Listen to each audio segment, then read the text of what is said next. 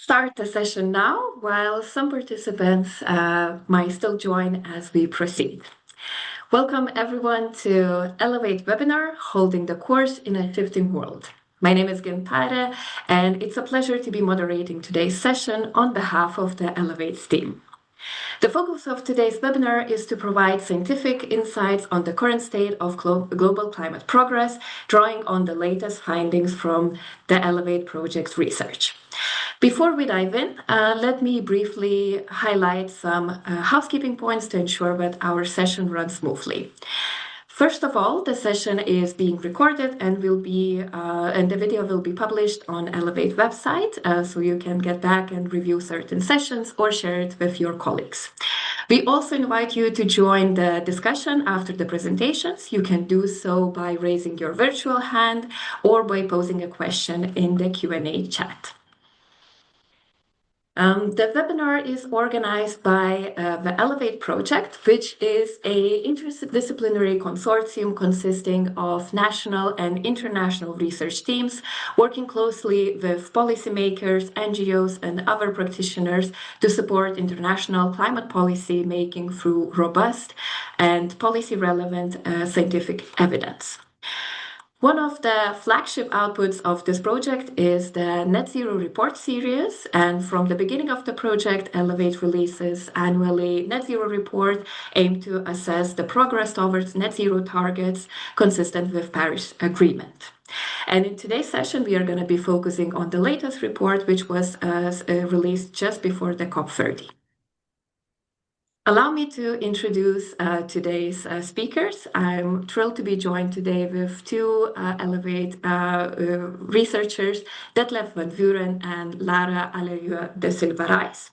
Detlef is a senior scientist at the Netherlands Environmental Assessment Agency and also a professor at Utrecht University, leading IMAGE team, which is Integrated Assessment Modeling team. And also he is a principal investigator of the Elevate project. Detlef has participated as a lead author in various assessments that you may all well know, such as IPCC, UNEP's Global Environmental Outlook, OECD Environmental Outlook, and he is also active member of various esteemed groups, including recent appointment to European Scientific Advisory Board on climate change. Detlef will kick us off by discussing how country targets are aligned with Paris Agreement based on the newly submitted NDCs and net zero targets as assessed in our latest report. Following this, together with Lara, we will dive deeper into the changing geopolitical landscape and what it means for upholding climate mitigation policies. Lara is an environmental modeler at CMCC, which is Euro-Mediterranean Center on Climate Change, renowned for its expertise in environmental economics and climate science. Lara was also a part of the IPCC reports and also consultant to World Bank. And last year, she was a visiting scholar at Princeton University. Based on her latest research, Lara will discuss whether or how progress on low carbon transition can be sustained in increasingly fragmented world, looking into the role of green industrial policies, global trade, and also international technological cooperation. Following both presentations, we will then open floor for your questions. So please definitely use this opportunity to ask both of the researchers. So without further ado, please welcome the first speaker, Detlef. The floor is yours. Okay, thank you. I'm trying to share my screen. So I think that should be happening now. Can you confirm, Gintare? Now we can see your presentation, yes. Yeah, so as Gintare already explained, the Elevate project is a project where partners from all over the world, research institutes collaborate to together analyze current climate policies and to see whether we are on a way to reach net zero emissions in line with the Paris Agreement.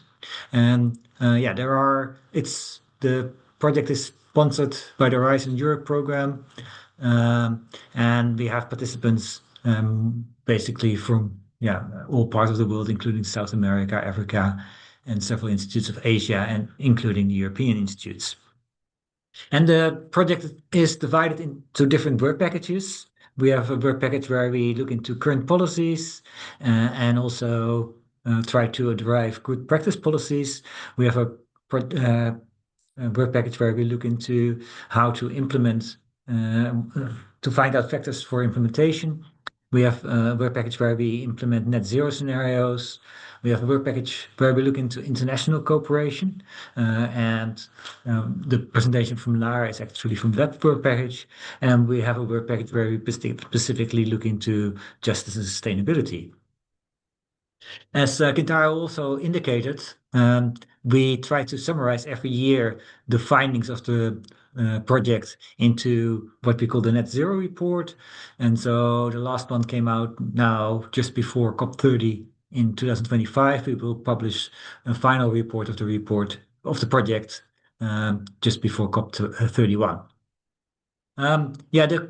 This version has 5 chapters where we look into the gap to net zero. We look into the consequences of climate policy in geopolitical tensions, market mechanisms, and outlook on what we want to do further on justice. My presentation will be mostly about the gap analysis, while Laura after me will mostly look into this chapter where we look into geopolitical tensions in relation to climate policy. Now, an important starting point, obviously, for the Elevate project is the Paris Agreement, and the fact that we as a world have agreed to keep temperature well below 2 and to pursue efforts to keep for 1.5 degrees. And yeah, obvious, if you look at current trends in emissions, we are still far away from achieving that. So emissions have been rising. Here we see the global greenhouse gas emissions. Dark blue is CO2, and just above that, in slightly lighter color, we have methane and N2O. And the CO2 emissions have so far been rising. 2025 was more or less equal to 2024, and the global CO2 emissions are slightly over 40 gigatons of CO2. This year, Forster et al. Last year, Forster et al. Also published the estimate of the remaining carbon budget to reach potentially goals that could be aligned with the Paris Agreement. And yeah, these carbon budgets are really fastly going down. If we focus on possible interpretations of the Paris goals, if you want to achieve the 1.5 degree target with a 50% probability, the carbon budget they indicate is 130 gigatons of CO2, and that is about 3 times current emissions. For the well below 2, if we use something similar as what the previous IPCC report has used, which is a 67% chance of reaching 2 degrees, which has a more or less a median value of around 1.7 degrees, then we have a carbon budget of 900 gigatons of CO2. Yeah, so that is about slightly over 20 times the current emissions. If you would reach those, if you want to stay within those carbon budgets, then emissions need to go to 0 globally. And if you don't have negative emissions and you would try to stay within that carbon budgets with globally decreasing emissions linearly, you would have something like this. The blue line is indicating 50% chance of staying below 1.5. And the green line is giving you the 2/3 chance of staying below 2. And yeah, that means without negative emissions reaching net zero around 2030.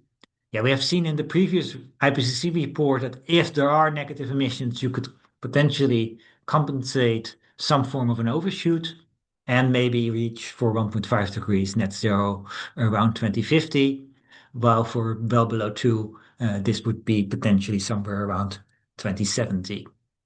This is for CO2 only.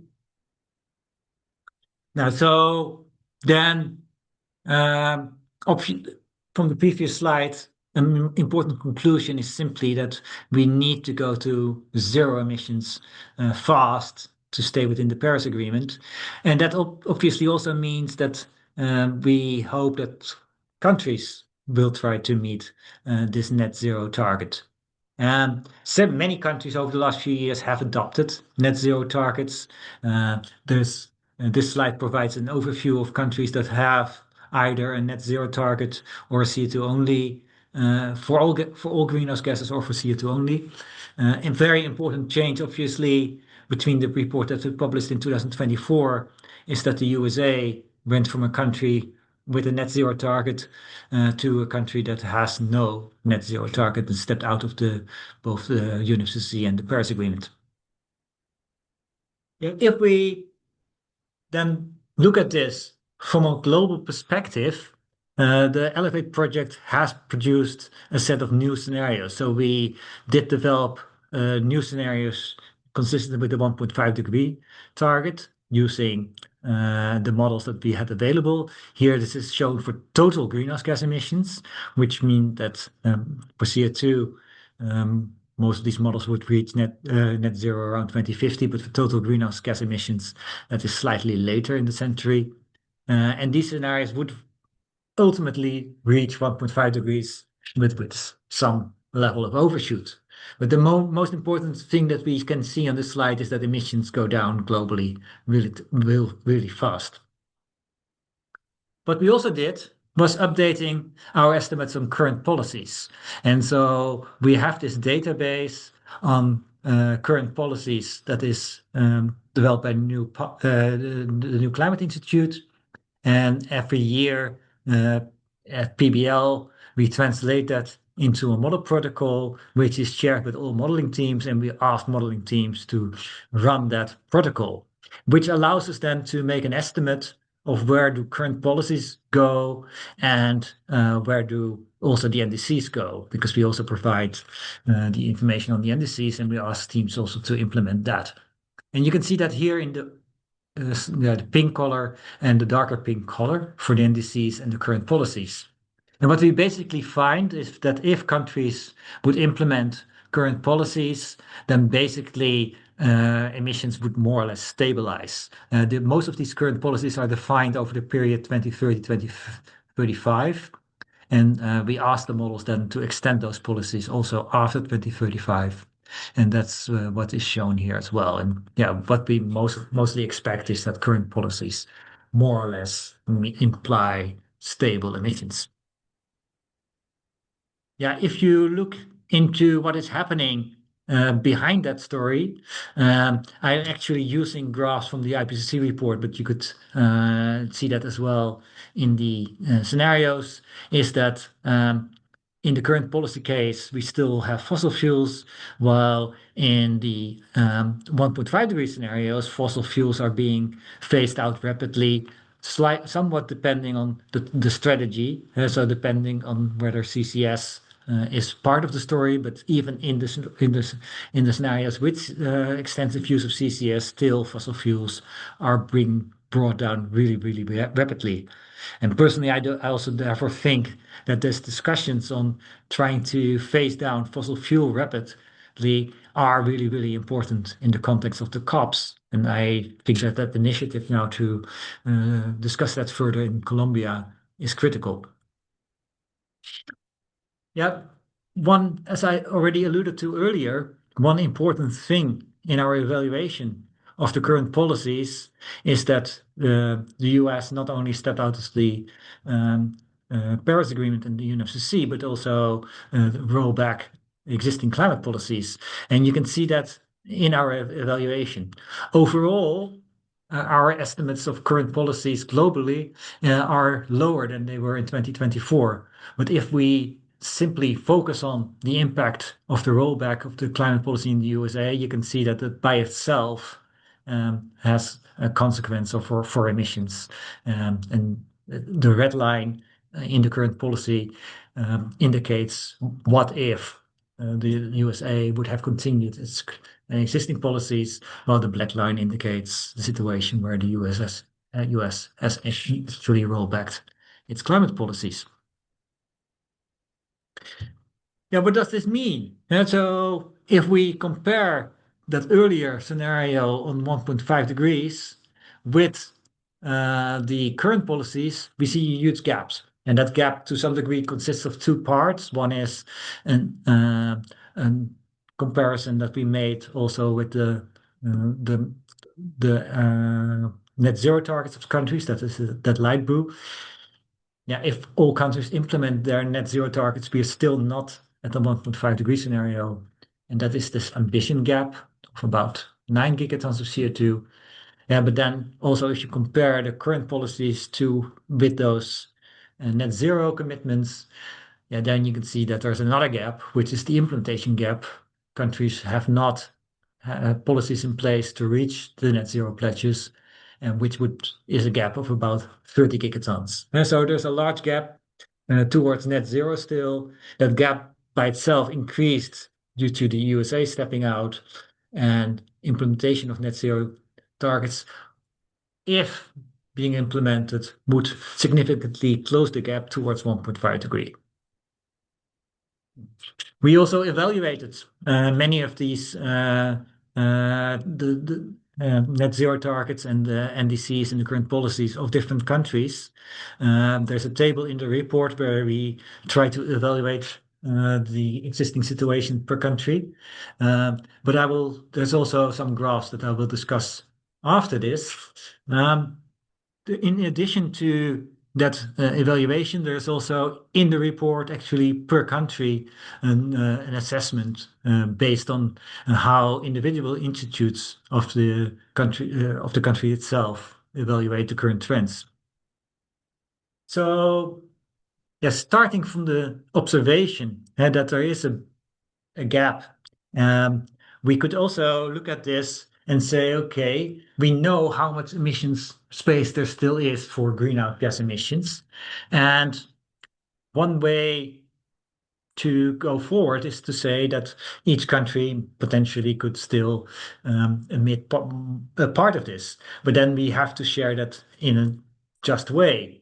And the Paris Agreement already indicates that in that case, you expect different roles from developed countries and developing countries, and that we should take care of things like related responsibility for creating climate change, the capacity to reduce emissions, and also take account of equality.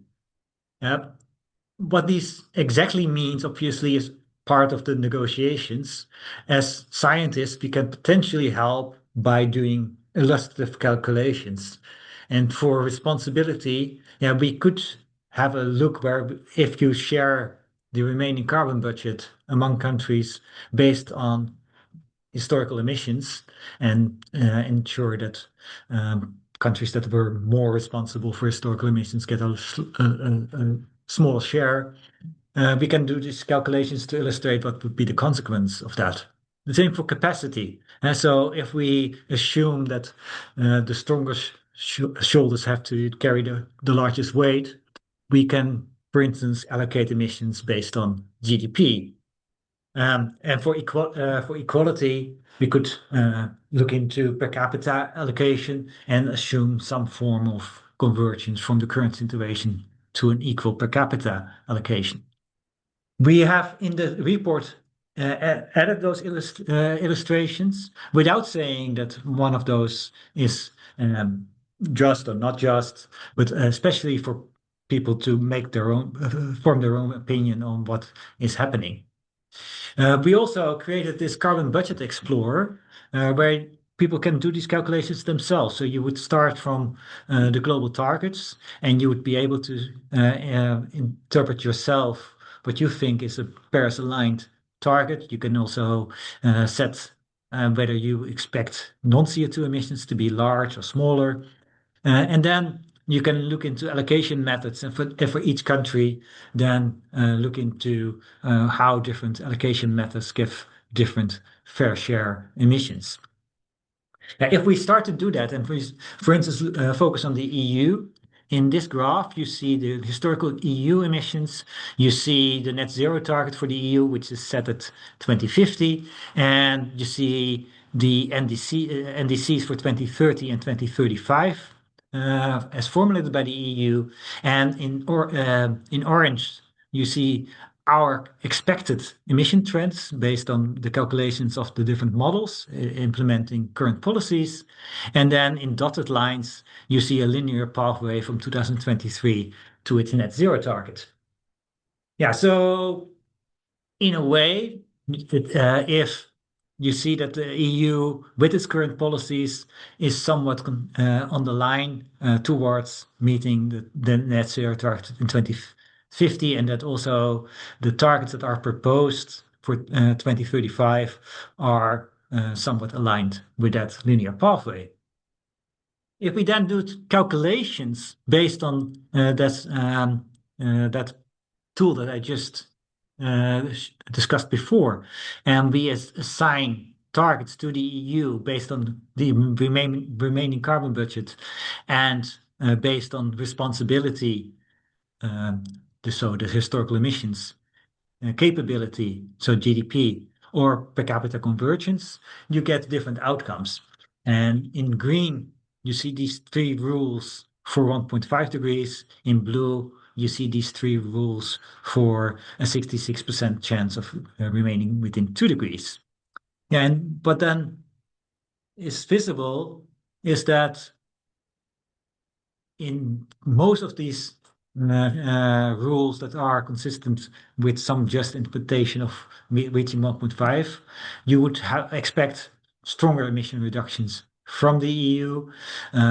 If you, on some of these rules, it might be consistent with the current NDCs, but on the edge. So yeah, you can have different perspectives of whether the EU now is implementing the 1.5 degrees. It also depends, obviously, on the overall climate target, but the EU itself indicated that it interprets the Paris Agreement as 1.5 degrees. Yeah, we can do that for all other countries as well. So if you look from to the right, you see the US. The US situation is in principle somewhat comparable to the EU, with most of these calculations based on fair burden sharing being quite ambitious and even a little bit more stringent than for the EU. The main difference, obviously, is that current policies with the rollback are now more or less stabilizing emissions in the US instead of reducing. We also did these calculations for China and India.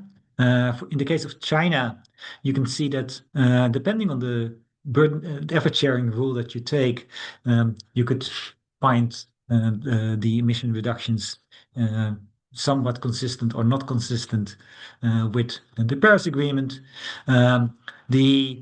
We also indicated the proposed NDC targets and the current policy projections. And yeah, basically, we believe that the current policies projections will lead to a situation that is slightly below actually the proposed NDC. So there is room also to potentially strengthen the proposed NDC targets. Similar situation for India, where depending on the effort sharing rule, you could say that the current proposed emission reductions, at least for 2030, are consistent or not consistent with the Paris Agreement. We also project the current policies to end up below the 2030 NDC, and so there is room there potentially to strengthen. And so for all these countries, we would say that to be completely compliant to the conclusion of the global stocktake, which is to strengthen policies, that there is room in all of them. We did these calculations not only for the four countries that I just discussed, but also for Indonesia, Vietnam, Pakistan, and Brazil. And this is actually the graph as you would find it in the report.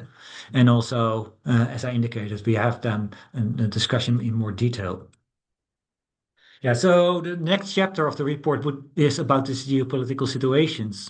And that will be presented right after this presentation by Lara. There's also a chapter on economic instruments, and there we discuss two things. First of all, carbon pricing and the potential impacts of carbon prices on income distribution. And we find there that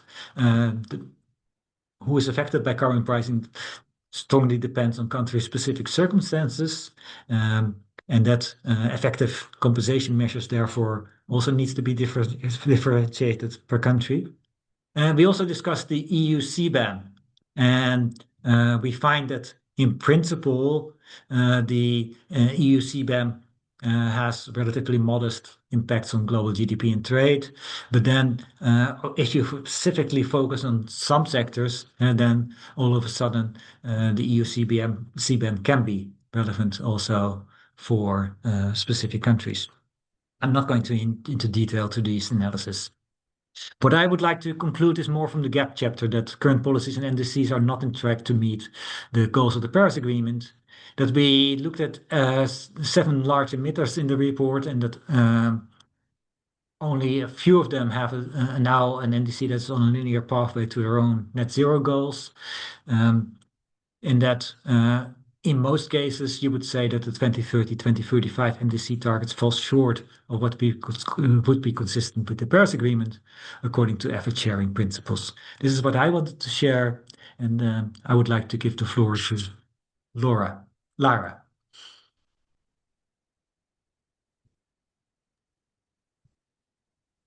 Detlef, for your presentation, and I'm already thrilled to see that we have questions coming in. I just wanted to say that we will open the floor for questions after Laura's presentation, so please hold on to your questions, but we will definitely address them. Okay, please go ahead. Hi, everybody. Can you see my screen? Now we can see, yes. Okay. Can you also hear me well, I guess? Yes. All right. Hi, everybody. Good afternoon. My name is Lara Aleluia Reis. I'm a researcher at CMCC, and I'm presenting work that we did within the Elevate project on how energy protectionism can fail on climate and the economy. And this was work that was highly inspired by the current geopolitical situation and by the geopolitical situation we had at the start of the project. This was work done within all the teams of Elevate. I'm acknowledging here only 2 people, the 2 people that actually brought this information together into the presentation you're seeing today, but this is joint work from all the Elevate team, all the modeling teams of the Elevate project. All right, so a little bit of context. You all know about the geopolitical context today. You all seen and experienced the news and seen tensions rising everywhere. We've seen this started actually with the beginning of the Russian-Ukrainian conflict in 2022. But then we've seen also what happened with the re-election of President Trump that marked a shift from what we used to have, a multilateral trade, to somehow unilateral, often unpredictable, daily changing use of tariffs, kind of simulating a little bit of a crazy war, a trade war. And then we've also seen, and to add to this already complex geopolitical situation, the escalation of the conflict in the Middle East in 2023. And you've probably also heard the news, more recent things have happened also with what happened in Venezuela. So we have seen geopolitical tensions, and these geopolitical tensions push countries to secure their supplies, and namely, more specifically here in our context, the supply of energy. So what we've seen is, and what is seen generally in these cases, is that increasing self-sufficiency is seen as a strategy to enhance national security. And this has been found in literature as being such.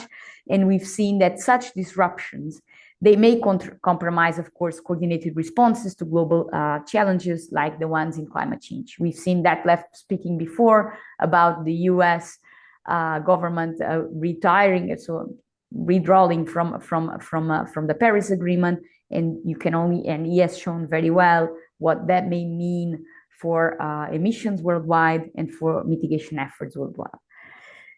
We've also seen, on the other hand, climate change agendas could eventually and may be driven by political ambitions. And in this case, they can foster disputes over power and position. This was also what authors have been hypothesizing. So at the same time that all these geopolitical tensions are happening with tariffs and trade wars, we've seen as well a rise of industrial policy. So it kind of all started, not all started, but it was kind of more visible when the EU proposed the CBAM mechanism, so the Carbon Border Adjustment Mechanism, aiming at avoiding, and that was the claim, and that was the main goal, at avoiding carbon leakage. But right in the aftermath of that, China launched the Made in China movement, designed to strengthen domestic industry. And after that, we've also seen the United States enacting the Inflation Reduction Act, all of those policies aiming towards developing domestically industries, so domestically industrial decarbonization. In response to that, the European Commission responded and proposed the Net Zero Industry Act, and also here to foster competitiveness of the European industries. We've seen this happening not just in these countries, but also in India. More recently, there was a law that was passed that around 70% of the materials used in technologies that should come from India itself and should be produced and should be resourced in India. So these kind of industrial policies is now at high priority in national agendas. So these industrial policies that we are observing, these initiatives, so a little bit of, they show both climate ambition and they have elements of retaliation. And you will see here that this is very important for the scenarios we've tried to develop.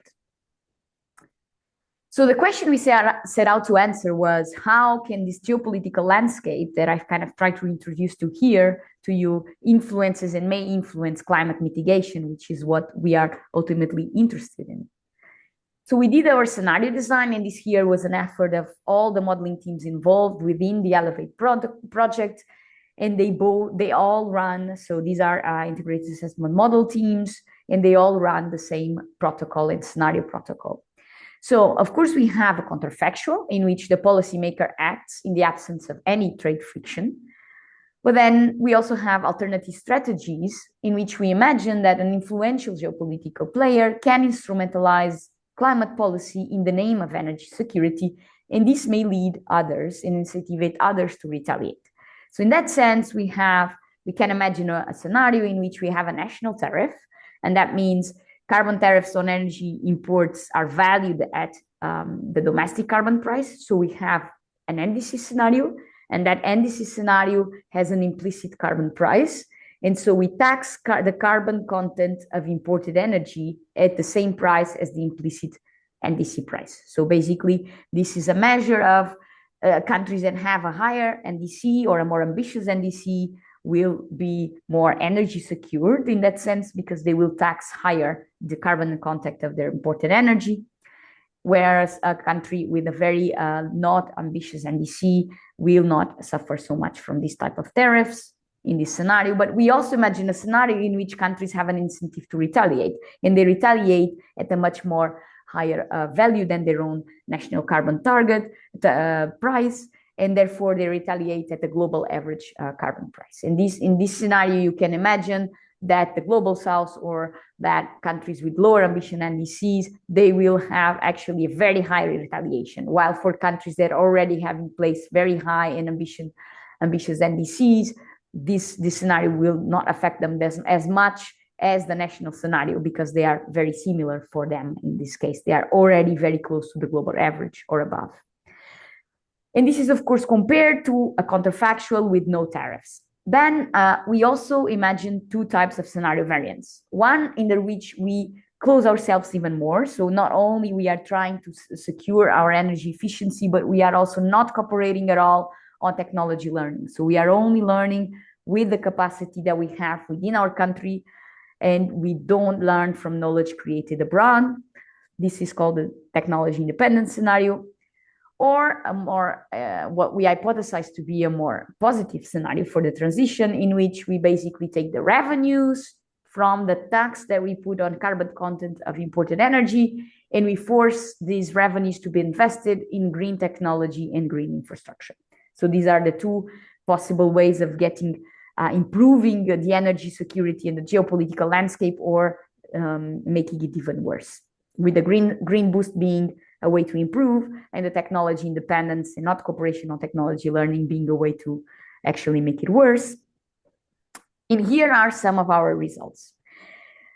So first of all, I'm going to show you in the upper panel the volume, so the change in fossil fuel trade. And the highest, so the stronger is the color, the more evidence there is. That is, the more modules and the more regions agree with this. So here we look at exporter regions, and as you see, this is I think it's kind of by construction, so it's very intuitive. We put a tax on imports, exporters lose on their exports. And that's what we see both for the national tariff and the retaliation, so the global tariff case. And for the global north, however, the major impact is seen on imports, of course. So exporters cannot export anymore because global north and global south are not importing. So you see exporters losing on their exports, and you see the global north decreasing imports and the global south as well. Here it's important to see that for the global south, the retaliation is the case because the global south has very non-ambitions and DC their own when they tax their carbon content imports, energy imports at the value of their NDC, the effect is small, but if they try to retaliate at a global carbon price, then their effect is much larger.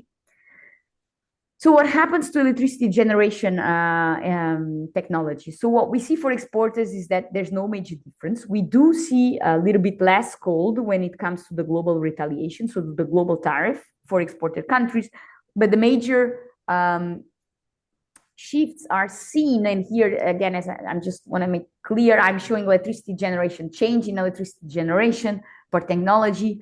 And what we see is that in the global north, in both the case of national or global tariff, so in the case of national or retaliation, we see a very big impact on solar and wind coming in online, and with some decrease on fossil too. And this is very important. So we see, these are the only good news about this paper, is that we do see in the countries of the global north, the electricity system shifting towards a more self-sufficient and therefore a more renewable system. We do see the same for the global south, but this is more evident in the case of retaliation. So when they retaliate at the global tariff price, we not only see solar and wind coming up, and taking larger shares in the electricity generation, but we also see a lot of coal being reduced, which is also very important. As Detlef mentioned, a lot of fossil fuel needs to be phased out. Now, the major question we set ourselves to answer is this enough, or can this type of geopolitical pursuit of energy self-sufficiency help our mitigation goals? And what we see here is that, well, it does reduce emissions. So what I'm showing there is cumulative emissions from 2020 to 2050 with the national tariff, the global tariff, which is the retaliation, and with respect to what we would need for the Paris Agreement. And we do see a reduction, but it is very shy reduction. So very marginal contribution to our mitigation goals. We're still very far away from what would be needed to be in line with the Paris Agreement by 2015. So now we want to know, okay, but who wins and who loses? And what we find here, I'm showing net present value of GDP for all the countries and all the models, and you show first for the exporters. And what we see is that overall picture, everybody loses across the board. This we know. When we don't have open trade, this is less optimal or is suboptimal for almost everybody. But what we see is that exporters risk a lot.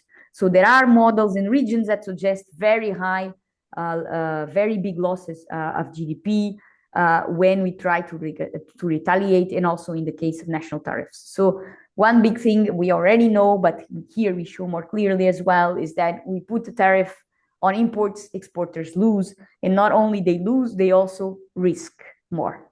They have more to risk. Another important thing to show here is the global south. So global south loses a lot if it enters in a game of retaliation. Trying to retaliate at the global tariff for the global south is very detrimental, as you may see here by their losses in the GDP. And in this case, many models agree on this type of results, on the same results. But another thing that is important to see is that as we try to decarbonize, we will need more renewables, but renewables also depend on other types of materials. So we are shifting from dependence on fossil fuels, which was it was not evenly distributed across the world, but we are shifting also to the need of other types of materials that also themselves are not evenly distributed across the world. And so here I'm showing for several types of critical materials that are needed for the transition, what is the dependence with respect to the region's self reserves. And what we can see from this graph is that with the exception of Australia, no region is capable of meeting and satisfying their own material demand that is needed for the transition. In this case, it's just the NDC baseline. So for all of those materials. So which means that we will still need to cooperate, even if we're trying to go for a scenario under which we are self-sufficient on energy. And this here is the change that it will be needed in case we go for some kind of energy trade war, which are the scenarios I showed you. So this situation will only get worse if we go for pursue national self-sufficiency and national energy autarky. Here I'm showing the two variants I've talked to you before. So we have the technology independence one. You may not remember, but I remind you again. So in technology independence, what we do is that no country is dependent on foreign knowledge. So I only learn with my own capacity, and I do not cooperate on technology learning. So I don't learn from technologies from abroad. And in this case, what we see is that there are no winners. So cost of technology, or in this case, GDP and consumption are never going up. And worse than that, emissions may go up. So basically, when we don't cooperate on technology learning, mature technologies and more polluting technologies that are already existing are, in this case, take advantage, and therefore we may see an increase in emissions. On the other hand, if we go for green boost, if you remember, which is taking the revenues on the import tariffs and forcing it into green technology and green infrastructure, what we see is that, okay, we see consumption going down because it requests a lot of investment, but we see GDP going up, especially in the global south. And these are good news. So it is good news for the global south. We also see this in the global north. And more importantly, we see emissions going down. So when we cooperate on technology and when we invest in this kind of green industrial policy, so when we try to recycle revenues from our import tariffs into our greening our energy system, we see benefits across the board. So now just a message to take home from what we found here in this paper. So tariffs on fossil fuel imports reduce global trade. This is by design. They accelerate domestic deployment of renewables, but they offer limited climate benefits and impose extra economic costs. This was also found in a simpler and an older paper by Jessica Jewell in 2016. We found that retaliation increases economic losses for the global south and fossil exporters, with exporters facing high volatile macroeconomic impacts. If you remember, we had that box plot that was very wide, so it had a very large distribution, so very risky game for exporters. The ambition on energy security may be largely illusory because we depend on critical material that are, again, unequally distributed across the globe. This was also found in other studies, and this is something that is somehow known, but here we show it very well in the context of energy tariffs. Shutting off cooperation on green technology learning further increases the costs and further slows the low carbon transition.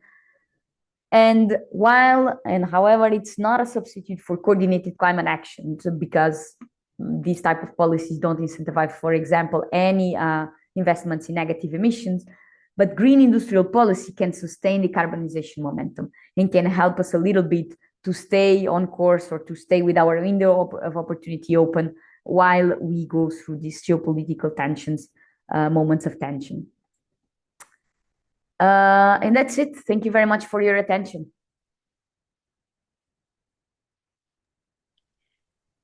Clara. And also thank you, Detlef, both for you for providing very interesting insights into the current state of the climate action.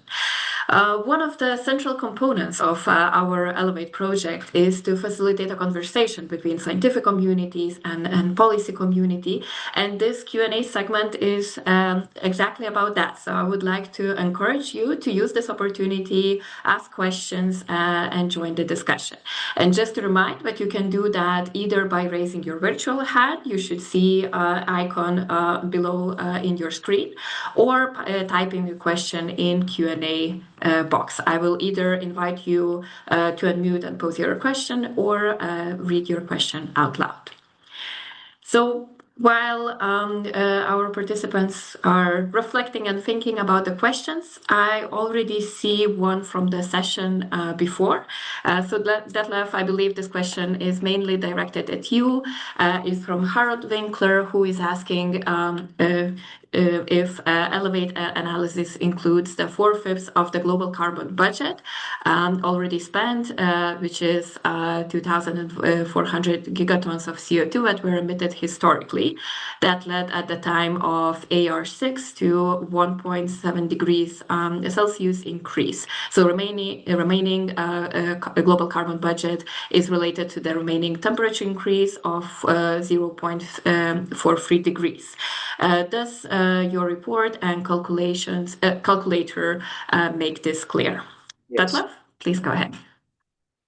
First of all, thank you for the question, Harold. It does. We took different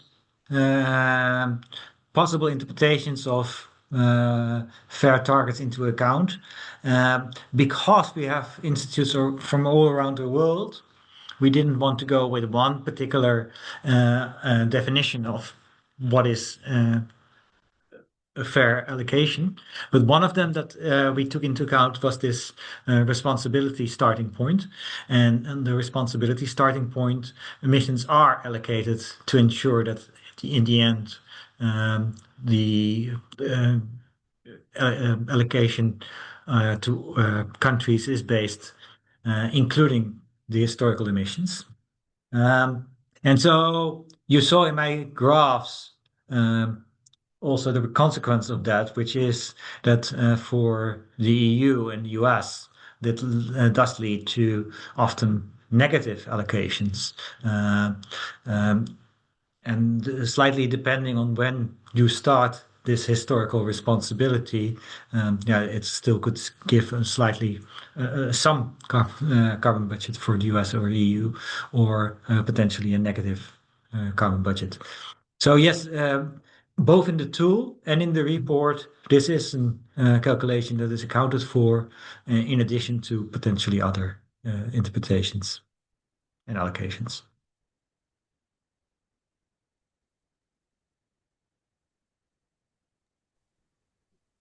Yep. Do we have any other questions from the audience?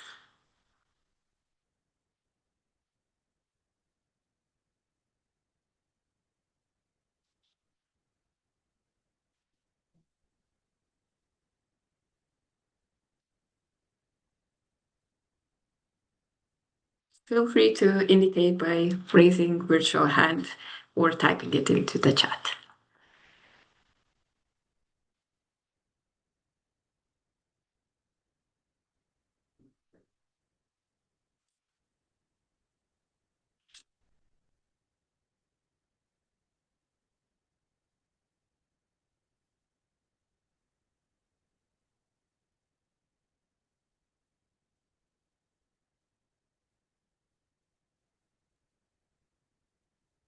Well, it's good to indicate that everything is clear, but actually the topic's too complex to believe that everything is clear. So feel free to also share any reflections also from your work.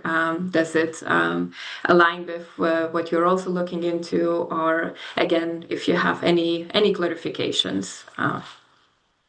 I also have some of the questions, but I have an opportunity to work with Lara and Detlef every day, so I don't want to use it too much. So please go ahead and whoever wants to to break this ice, please raise your hand.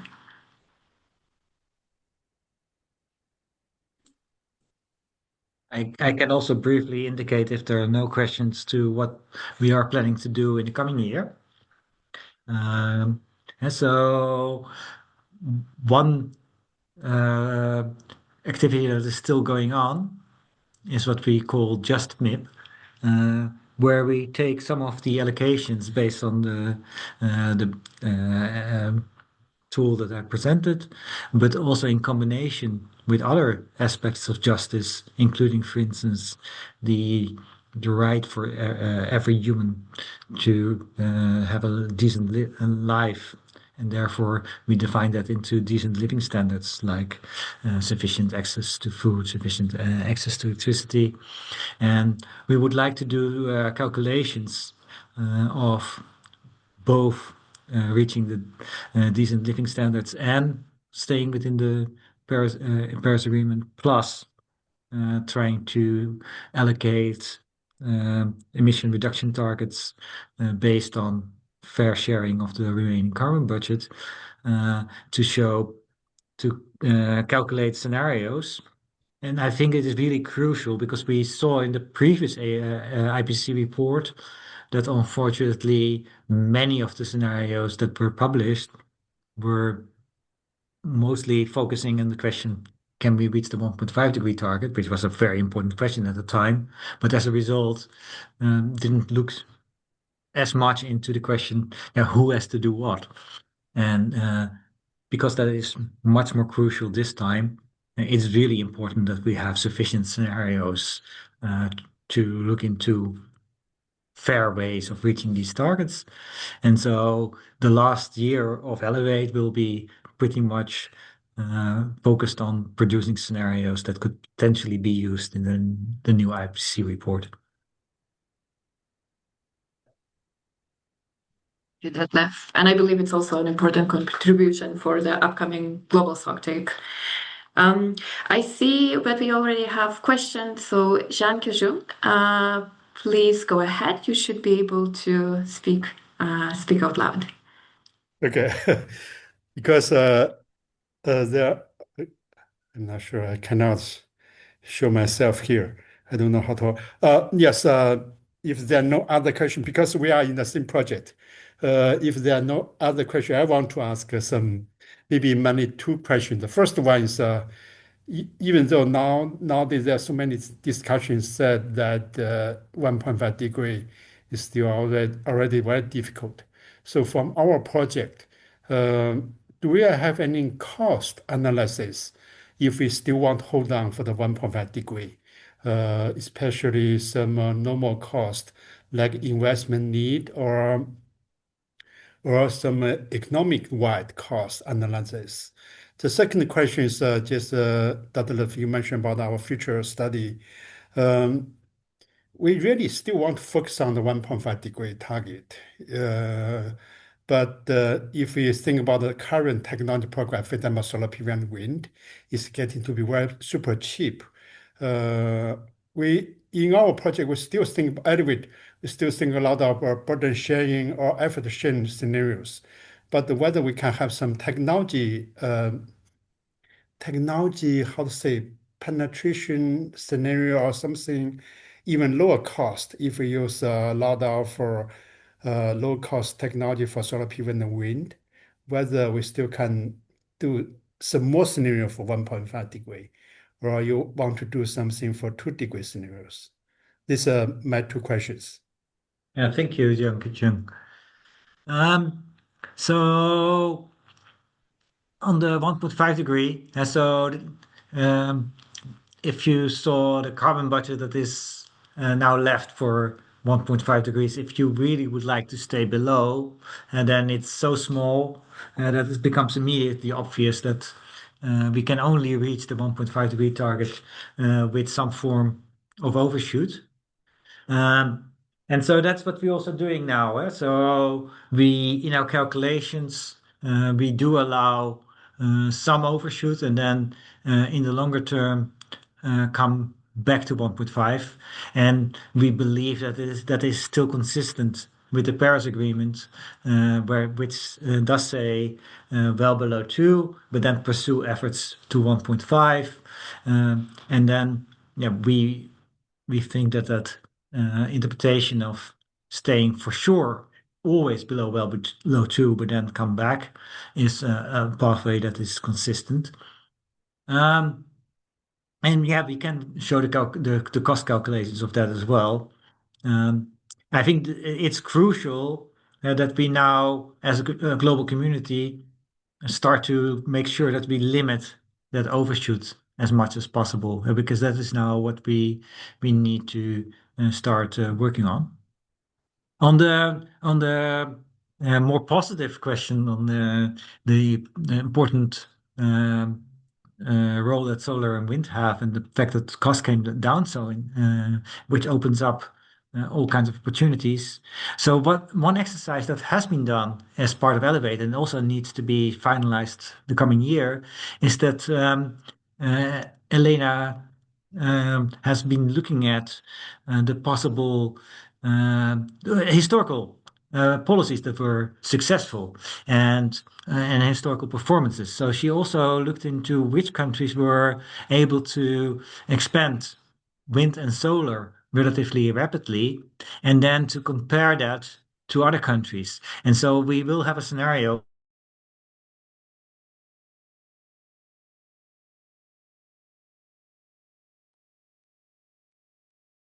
I think we lost you. Yes, I cannot hear from Detlef. May I answer, Detlef? I think he was going for. Yeah, So sure. we Laura. won't. Yeah, so we won't. I hope I'm not taking his words, but I hope I'm correctly saying what we wanted to say. So we will have scenarios under which we assume a fast deployment of solar, wind, and all these promising technologies going further, and to see whether if these could bridge the gap for 1.5. So I think that was where Detlef was hinting on. So basically, there will be scenarios under which we assume a global rollout of all these goods and, let's say, of all these winning technologies. What if we were to deploy them at a larger scale almost everywhere where possible? So those would give us kind of insights on where you would on what you were saying. So whether with these scenarios, where would this leave us if we are betting a lot on technologies? I hope this answers. I'm sorry, I'm not that laugh. No. I think it's good enough. Laura, do you have any idea if just that, like Detlef said, we can go to overshooting? So far, do you have any idea how high temperature for the overshooting will go? 1.6 or more than 1.6 degree by 2050? I don't know. We are already at 1.5. So it really depends on this rollback of the United States. It will depend a lot, I would say, on China and India, whether China has already really peaked their carbon emissions, not just in electricity, but also overall carbon emissions. I think, honestly, Jiang Qijun, you're better positioned, because if China peaks, I think we are good to not overshoot more than 1.6 or 1.4 or 1.7. At least 1.6. But if China does not peak emissions very soon, with India also catching up, I don't know and also with the US living. But Detlef is coming back, so. Okay. We're slightly running out of time, which is sometimes a good sign because we still have some of the questions. So maybe Lara, and if Detlef also hears us, could you share some of the thoughts to the question from Gaia? Considering the latest geopolitical tensions and events in Venezuela, do you think there is a opportunity to frame clean energy as a way to increase security? How could research help with evidence-based insights that can support this narrative? So let's react to this question briefly, and then we will start closing the session. Thank you, everyone, for your patience. So Lara, maybe you can start. And apologies for everybody, but I had a problem with my computer. Okay, so no, I think yes. I think we clearly see in our paper, in the paper we did here, that indeed energy security is a good way, or self-sufficiency on energy is a good way to try to let's say to be less vulnerable to these kind of things. It is not going to ensure whether President Trump will decide to come and trial your president or not. But for sure, it's a good way to increase resilience. It's a good way to decrease risk of volatility. But as I also showed, and I think I hope I was clear, we will still depend on materials that are not evenly distributed across the world. So we are repeating a story that is now not based on fossil fuel reserves, but is instead based on critical material reserves. And this will be crucial for the transition as well. I hope I answered. Yeah, maybe just adding where I left, because it is to some degree related. So we have examples of very successful rollout of specific technologies like solar and wind, but also all other things historically. And in one of the scenario exercises we're still going to do, we're going to use these good performance examples to see what would happen if we are able to replicate that in different parts of the world. And so that good performance scenario is another important output for Elevate in the coming years. And I think the nice thing about it is it's showing some really practical examples of how to reduce emissions.